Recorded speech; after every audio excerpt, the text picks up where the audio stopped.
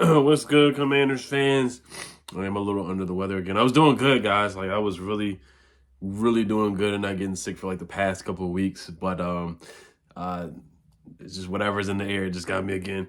Excuse me. But the Commanders signed James Pierre. He was on the Steelers, undrafted free agent. So this is another special teams depth cornerback signing, kind of like Noah Igbenegany. I'm sorry, I'm mispronouncing his name from the Cowboys, but kind of similar to that. I think, well, he's more of a veteran than Castro Fields and Wild Goose, and he may be a little bit more impactful than those guys. But he is going to be like CB5, CB4, CB6, something like that. If we do keep 6 corners on the roster, I do think we still need to draft a corner, and I honestly think we should draft, or we should still sign a veteran corner, in my opinion, somebody with some more experience, because this cornerback room, to me, I still think it needs some more work and some more depth, honestly. Having Emmanuel Forbes and Ben St. Juste as CB1 and CB2 is a little concerning to me, and I know drafting a rookie corner, I trust Joe Witt Jr., but I do think they need to add one more veteran corner who has more of a resume, has proven himself in the league, to be honest. I know some people aren't super high on Stephon Gilmore because he was terrible in the playoffs, but he had a solid season. So that's a Cowboy I really wouldn't mind them bringing in. On a 1-year deal, this guy they brought in on a 1-year deal as well. Special teamers, he returned a kick. He fumbled a kick return against the Bills. He did have an interception, a game-winning or a game-sealing interception against Teddy Bridgewater in the red zone. The Broncos were like on the 2-yard line. Teddy Bridgewater threw an interception right to Josh Pierre. He made a great play. And then Josh Pierre made a great play against the Colts, getting an interception the following year where he like dove right in front of Michael Pittman. So this guy has a knack for getting to the football. Not a lot of snaps, but when he does play, he does make some impactful plays here. So let's look at some PFF stats here. Just some advanced numbers. And Josina Anderson, she was the first one to announce it. In 2022, James Pierre in coverage this season, 115 coverage snaps, 19 targets, and 9 receptions allowed, 70 yards allowed, 1 interception, 2 forced incompletions, and only a 52.5 passer rating allowed, which was 4th among cornerbacks. So he put up some really good numbers in 2022. Did go to FAU, Florida Atlantic, was like honorable mention, third team or something like that. But he had some good game against the Browns in 2022.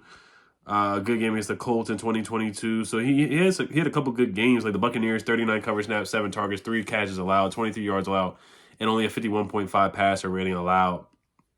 So he's a very physical corner that can tackle out there as well. Will play as a special teams gunner. Will be out there and play and be a kick returner. Didn't make any punt returns, but he could possibly be a kick returner, even though I don't like that he fumbled the kick return there.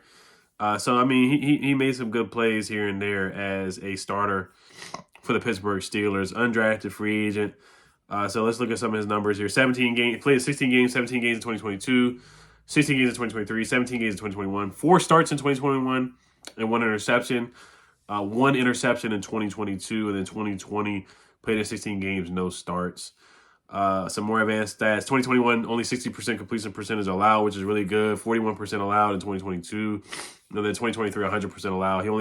He only was targeted twice, so he barely played in 2023. The majority of his snaps were on special teams. Yeah, 64% of his snaps were on special teams, and then 2% of his snaps were in actual defensive plays, where he had 26 snaps compared to 269 snaps on special teams. So, like I said, I mean, Adam Peters, not against the move or anything like that. You need depth, you need competition, but I do think you do need more talent and more depth at that cornerback position, especially in the NFCs where you got CeeDee Lamb, A.J. Brown, Devontae Smith.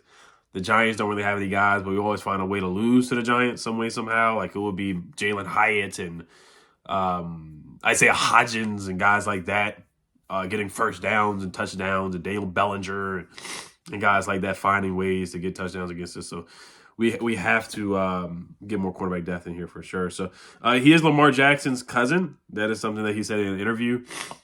His senior year, Florida Atlantic, he had 3 interceptions and 30 solo tackles. I know he had a bunch of tackles 1 year too. He had 47 tackles in 2021, 29 in 2022. So he's a solid tackler as well. Looking at his kick returns. Then want to look at his 40-yard dash just to see the speed here. He ran a 4.5 40, which is not a great 4.59 40-yard dash.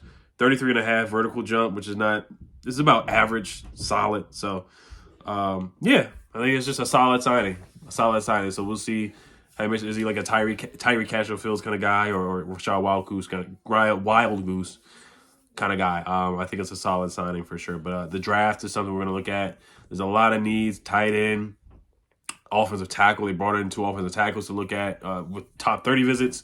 And then also Jatavion Saunders, the tight end, they brought him in for a top 30 visit, or they did it via Zoom or whatever.